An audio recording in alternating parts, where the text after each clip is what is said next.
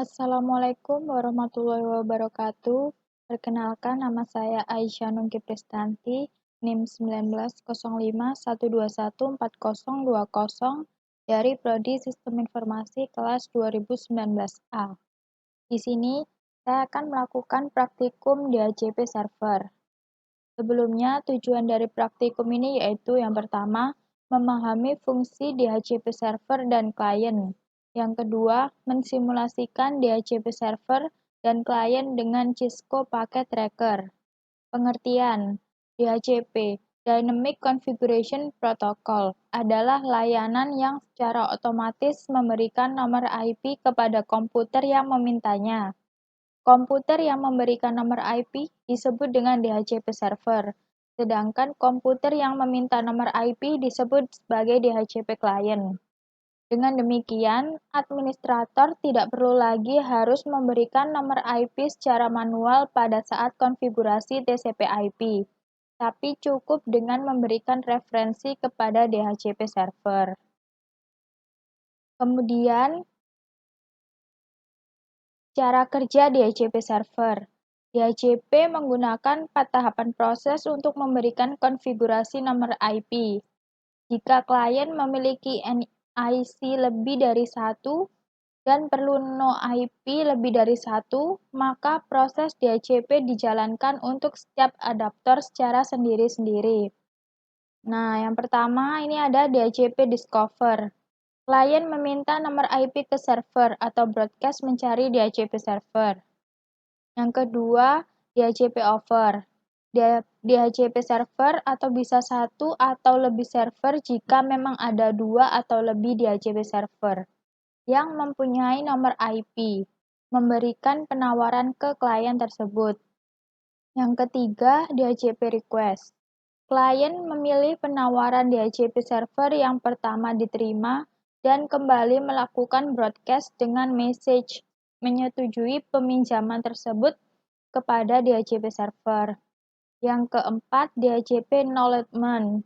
DHCP server yang menang memberikan jawaban atas pesan tersebut berupa konfirmasi nomor IP dan informasi lain kepada klien dengan sebuah acknowledgement.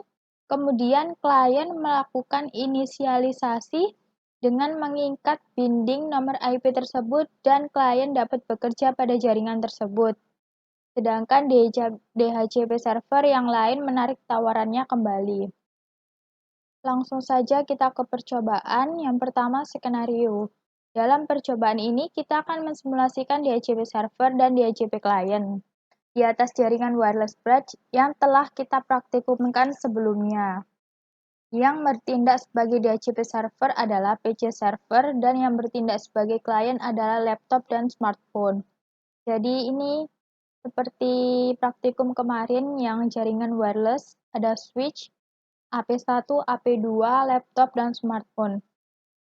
Kemudian di DHCP server ini, kita tambahkan DHCP server. Langkah percobaan. Yang pertama, buatlah skema jaringan seperti gambar di atas.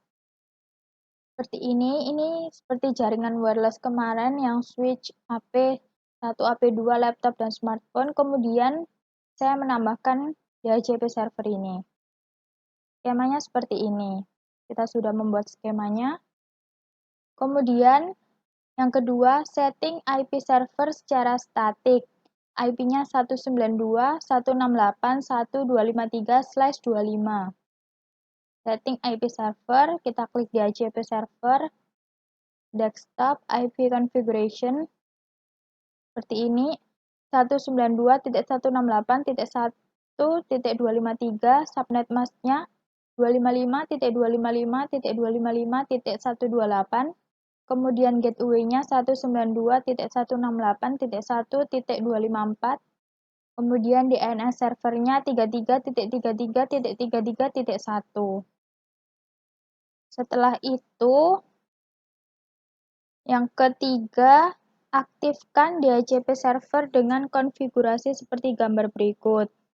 Kita aktifkan, kita klik DHCP server, service, DHCP, Nah, ini service-nya kita on-kan dulu, kemudian kita kasih nama pool name-nya server pool, default gateway-nya 192.168.1.254, kemudian DNS servernya 33.33.33.1, kemudian start IP address-nya kita melihat modul yaitu 151, kita mulai dari 151, kemudian maksimum number of user-nya 50.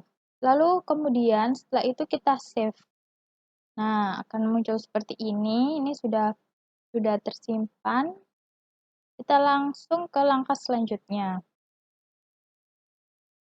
Aktifkan laptop dengan menggunakan DHCP client dan pastikan sudah mendapatkan IP dari DHCP server. Kita aktifkan laptop dengan menggunakan DHCP client.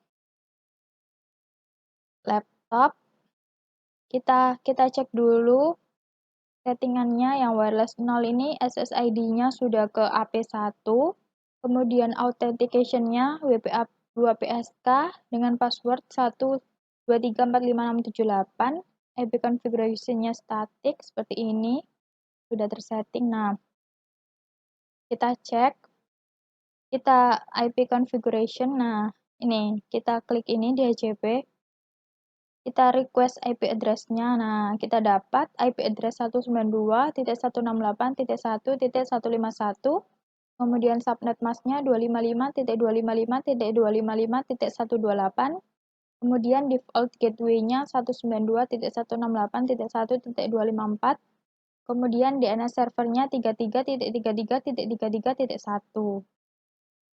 Setelah itu, aktifkan pula smartphone dengan menggunakan DHCP client dan pastikan sudah mendapatkan IP dari DHCP server. Kita klik smartphone, kita cek dulu wireless 0. Nah, SSID-nya sudah ke AP2, authentication-nya disable, IP configuration-nya seperti ini.